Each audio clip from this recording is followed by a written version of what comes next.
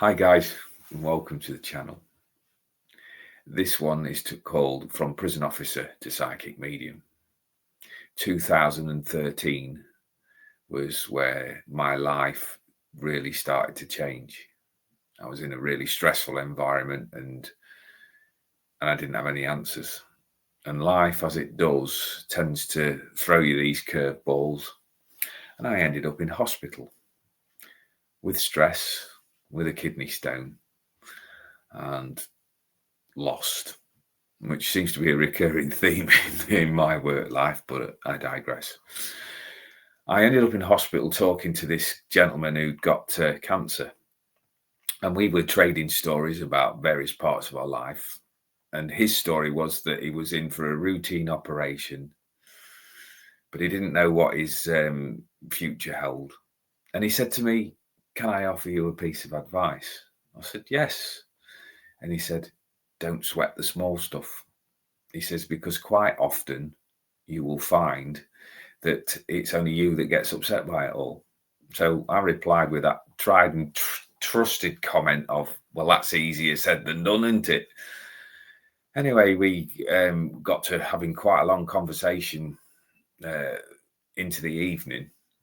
And then you do the test, and I don't know anybody else that's been in hospital. It's not always a great place to rest with all the noise in the environment, but it left me with a lot of time to consider. Come the following morning, the gentleman that had been giving me this brilliant piece of advice, as it turned out, was coming back from the shower room and pitched forward and collapsed and unfortunately passed away.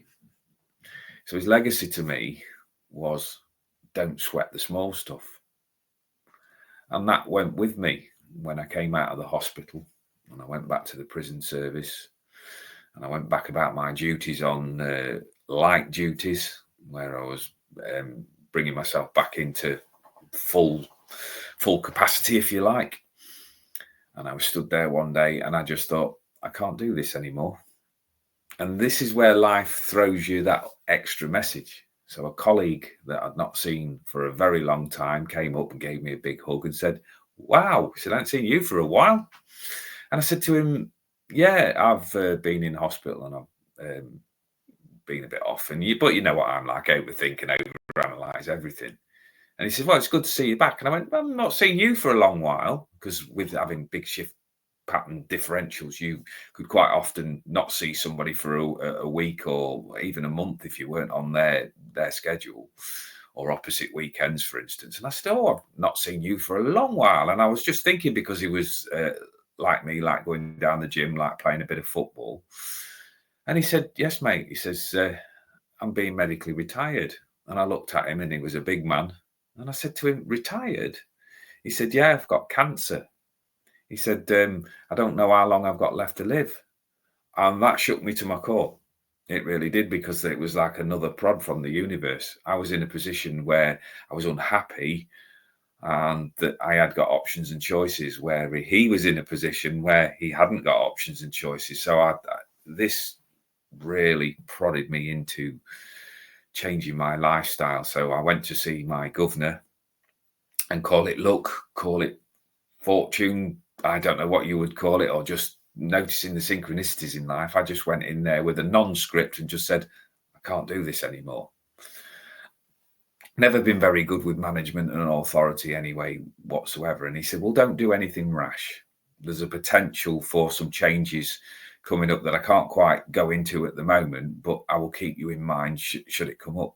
So go home, have a think about what you've just told me, and then come back, because you're a good officer and we wouldn't want to lose you." Well, my mind was made up. I just had to contend with going home to the wife and saying, "Right, I'm potentially throwing a £30,000 career down the toilet because I'm not coping anymore, and I don't know what the next answer is." And it was the slowest drive home I've ever had, because playing in the what if land of what I'm going to do next. Anyway, as always happened over the last 30 years that I've been with my wife, she listened to me, she supported me, didn't belittle me or anything like that, and said, "Well, you best find another job then." not got the plan put together. So I ended up going back to the governor and asking for, to be considered for this program that did eventually come out, and I got paid off to leave the prison service. And it was amazing, and I'm forever grateful for that. But it left a big gap of what I'm supposed to do next. So me, with a bad back, in my infinite wisdom, decided that what I wanted to do was become a plasterer, right? And to do that, I needed to go back to college and learn the skill there, so that I could put this plastering down as a skill. Not a great move in hindsight, but we often learn a lot from what we've experienced. Now, where this led me to, because I'm one of these that likes to earn my wage and I like to be doing something, I'm not one for sat idly by. So while I was doing my college course, which was part-time, I was also working on building sites. Ironically enough, for a guy that I met in the prison service, who was a plasterer before he started in the prison service, and when he left the prison service, went back to plastering. So there's a man I'm always grateful for. He gave me a lot of work. When he left the site that we were working on, I was then labouring for somebody else on that site. And I'm in a garage one morning, cleaning up and tidying up and moving stuff about. And I looked up, and I'm a very black and white, open-minded guy, but I'm not into what I call the woo-woo, and as my life now become. I looked up and I saw my granddad, full spirit form, right? Stood there with his hat on and what I call his cadging bag, which means things that he'd managed to do deals on. So he'd always go out and come back with something in his bag if he could get it for free. And I looked up at him, and it was a bit of a shock reaction, because no sooner had I acknowledged it and recognised it than it just disappeared. Now, I don't drink, I don't do drugs or anything like that. So I'm questioning my logical mind, what did I just see? So what I did was I asked the question of people that I would have thought that known better. But you have to be careful, because if you start going, oh, I'm going to, I'm seeing things, or I'm hearing voices or anything like that, you're going to have a trip to the doctors and probably end up getting sectioned or something, which is very serious. So I ended up going down to a local spiritualist church and was met by somebody who said that I'd got the capacity to work with spirit, which I found quite funny. It's like, no, I'm just fascinated by how people work with that. So I just want to see what goes on here. Anyway, saw lots of different mediums and lots of different psychics come down and put on what they thought. And I thought, well, I'm nothing like that. Anyway, started getting little bits of things coming through. And I'm always one of these that I love a conversation. I love chatting to people. So I like going church circles and demonstrations and things like that. And oh, what do you think? And I'd pick up these things. Maybe it'd be a word, maybe it'd be a feeling, maybe it'd be a sense, a smell, or something like that. And I just started passing on these messages. Well, at the beginning, I was so reluctant, because I was so fearful of people criticizing me or laughing at me or anything like that. So I was a little bit reluctant. But then as you start to notice the synchronicities in your life, things start to pick up. So I went from there to doing church circles and development to wanting to know more about what other people saw and what they sensed. So I did development courses. I did lots of training. I spent lots of hours in development and sort of taking information off other people. That in turn led to doing shows. And it's really funny, because the shows then I was like not going to do, because I was so nervous and worried about how I'd come across. And the simple answer was to just be me. So when I showed up for my first big show, I turned up in my fancy waistcoat, my shirt and tie. And all of that came about because I'd done demonstrations with a local church medium who told me that I needed to dress smart. So that set me in good stead for doing the first professional show.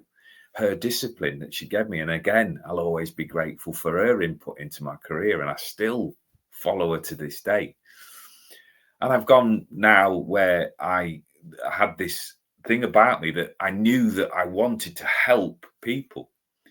So my presence where I go on stage and I do my mediumship and my psychic guidance, there's more to it than that, because apart from that is I'm entrusted with people's energy.